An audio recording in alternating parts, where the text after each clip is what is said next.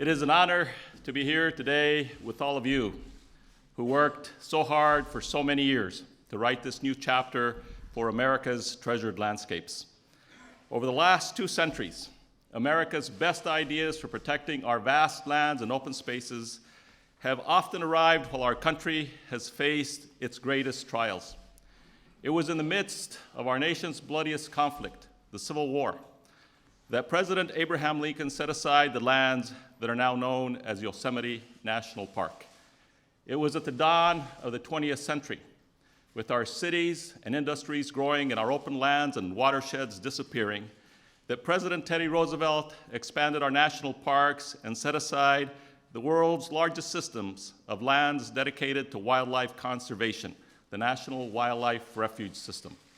And it was in the darkest days of the Great Depression, that President Franklin Roosevelt put 3 million young Americans to work in the Civilian Conservation Corps. They built the trails, the campgrounds, the parks, and conservation projects that we so enjoy today. In these moments, when our national character is most tested, we rightly seek to protect that which fuels our spirit. For America's national character, our optimism, our dreams, our shared stories are all rooted in our landscapes. We each have the places that we love. For me, it is the San Luis Valley in southern Colorado. It is the lands my family has farmed for 5 generations, the waters of the San Antonio River, the snows on the Sangre de Cristo Mountains. As Americans, we are all defined most by our people and our places. President Barack Obama is one of those Americans. As a young boy, he discovered the beautiful landscapes of America with his grandmother, his mother, and his sister. They drove from Seattle down the coast to California. They saw the Grand Canyon, the Great Plains, the Great Lakes, and then they saw Yellowstone. Those experiences, those places, binds us together as one people. Yes, we are in a time of deep uncertainty and economic pain.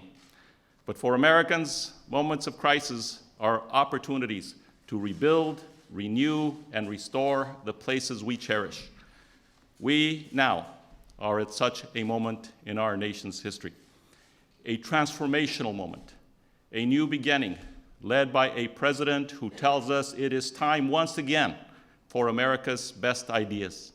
It is time once again to create for our children and our grandchildren a legacy of stewardship on the scale of the challenges that we face. Our population has nearly doubled since John Kennedy, as our president, created the Land and Water Conservation Fund in the 1960s. And although we have made progress, our open lands, wetlands, and wildlife are still disappearing, as we have now gone over 300 million people. But in a few minutes, President Barack Obama will sign legislation that represents one of the most significant protections for our treasured landscapes in a generation. He will do so less than 100 days into his presidency. This legislation will put into law the 26 million acre National Landscape Conservation System within the Bureau of Land Management. It will add 2 million acres of new wilderness across the entire country. It will preserve 1,000 new miles of wild and scenic rivers. And it will better protect some of America's most special places, from Oregon's Mount Hood to the dinosaur tracks of New Mexico and Virginia's wild forests. This bill is a Herculean first step forward in President Obama and the nation's agenda for our open lands. It would not have happened. It would not have happened without the patient and tireless efforts of the members of the United States Senate and House of Representatives. This bill represents the best of what America has to offer. Hard-working citizens who are saving historic sites in their communities so that we never forget our past. Tribal leaders who are here today, who are forging solutions to complex and long-standing natural resource challenges that they face. Mayors and county commissioners who are protecting the backcountry for hunters and anglers and hikers. Business leaders who know that good stewardship makes good economic sense because it builds economies. and the many members, including the leadership of the House and the Senate who are here today, Republicans and Democrats together, including our great leader of the Senate, Harry Reid, and the Speaker of the House of Representatives, Nancy Pelosi, and all the leaders who are here assembled today from both chambers. Because without their leadership and their persistence time and time again, we would not be here today at this moment. This historic legislation lays the foundation for the agenda for America's treasured landscapes that President Obama has asked me to work on his behalf and on the nation's behalf. I am proud this bill is here today. I am proud of the bipartisan work that went into this legislation, and I am honored to introduce to all of you the President of the United States of America, Barack Obama.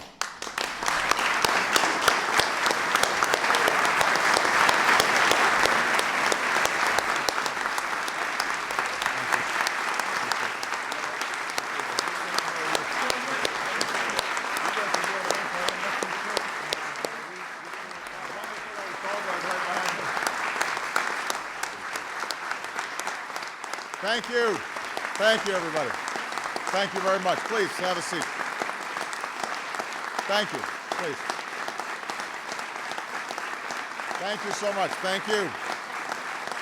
Thank you very much. Thank you. Please, everybody, be seated. Well, thank you so much, Ken, for that extraordinary introduction and for the work that you and your team are undertaking at the Department of the Interior. We're going to add a little bit to your plate today as a consequence of this extraordinary piece of legislation. I want to thank all the members of the legislature who helped to craft this. Many of them are on the stage here today. Obviously, I've got to single out the Speaker of the House, Nancy Pelosi, for her extraordinary leadership, but also our leader in the Senate, Harry Reid, who worked so diligently on this bill and made sure that it got done. And so please give all of these legislators a big round of applause.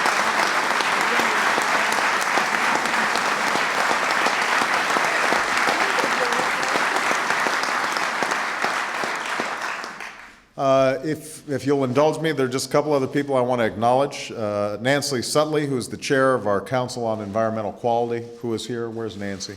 There she is, right in front. Jane Lubchenko, who is the administrator of the National Oceanic and Atmospheric Administration. Please, Jane. We're thrilled to have her. A couple of great friends from Indian Nation. President Joe Shirley of Navajo Nation, who is here. Go ahead, Joe, stand up.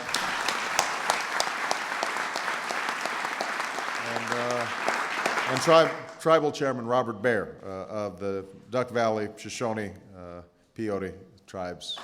Thank you so much.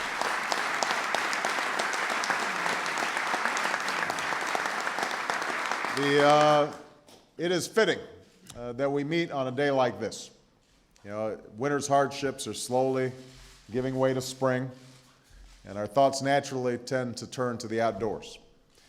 We emerge from the shelter offered by home and work, and we look around, and we're reminded that the most valuable things in this life are those things that we already possess.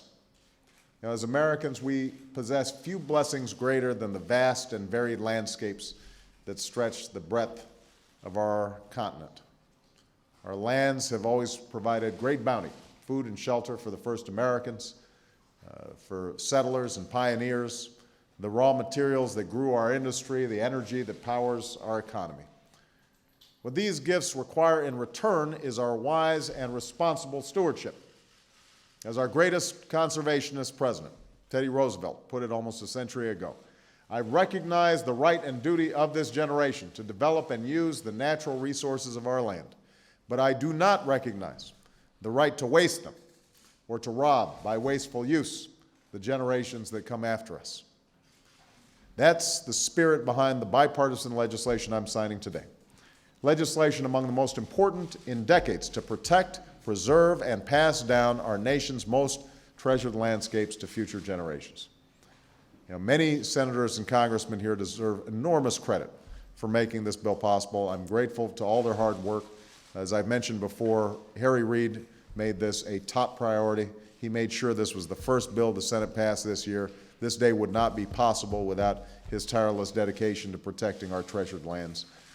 This legislation, just to give you a sense of the scope, this legislation guarantees that we will not take our forests, rivers, oceans, national parks, monuments, and wilderness areas for granted, but rather we will set them aside and guard their sanctity for everyone to share. That's something all Americans can support. And that's why so much of this legislation, some of it decades in the making, has the backing of Americans from every walk of life and corner of this country. Ranchers and fishermen, small business owners, environmentalists, conservative Republicans, and liberal Democrats on the local, state, and federal levels, all united around the idea that there should be places that we must preserve, all doing the hard work of seeking common ground to protect the parks and other places that we cherish. We're talking about places like Colorado, where this bill will realize a vision 35 years in the making by protecting the wild backcountry of Rocky Mountain National Park, which attracts 3 million visitors a year. Folks in communities around this park know they don't have to choose between economic and environmental concerns. The tourism that drives their local economy depends on good stewardship of their local environment. And year after year, these communities have worked together with members of Congress in an attempt to ensure that Rocky Mountain National Park will forever remain as breathtaking as it is today. And that is what this bill does from coast to coast. It protects treasured places from the Appalachians of Virginia and West Virginia to Michigan's Upper Peninsula, from the canyons of Idaho to the sandstone cliffs of Utah, from the Sierra Nevadas in California to the Badlands of Oregon. It designates more than 2 million acres across 9 states as wilderness, almost as much as was designated over the past 8 years combined. It creates thousands of miles of new scenic, historic, and recreational trails, cares for our historic battlefields, strengthens our national park system. It safeguards more than 1,000 miles of our rivers, protects watersheds and cleans up polluted groundwater, defends our oceans and Great Lakes, and will revitalize our fisheries, returning fish to rivers that have not seen them in decades. And it wisely faces our future challenges with regard to water. This bill assesses how growth and climate change will affect our access to water resources, especially in the West and Southwest. And it includes solutions to complex and long-simmering water disputes. It's hard to overstate the real and measurable impact this will have on people's lives. People like Frank Chi Wilito, a Navajo code talker in World War II, who's joined us today. And because of this legislation, Frank, along with 80,000 others in the Navajo Nation, will have access to clean running water for the very first time. That's something worth applauding.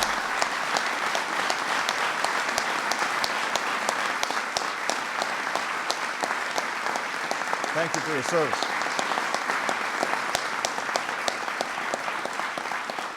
When coupled with the Recovery Act, which makes an historic $3 billion investment creating jobs that will restore and protect our landscapes and our ecosystems, preserve our national monuments, retrofit our facilities for energy efficiency and renewable energy. Taken together, today's legislation takes another step towards fulfilling Teddy Roosevelt's vision for this land that we love. It's a vision that sees America's great wilderness as a place where it was and what is and what will be. All are the same, a place where memories are lived and relived, a place where Americans, both young and young at heart, can freely experience the spirit of adventure that has always been at the heart of the rugged character of America. Now, the legislation I'm signing today also makes progress on another front for which many Americans have long waited. And the Christopher and Dana Reeves Paralysis Act is the first piece of comprehensive legislation specifically aimed at addressing the challenges faced by Americans living with paralysis.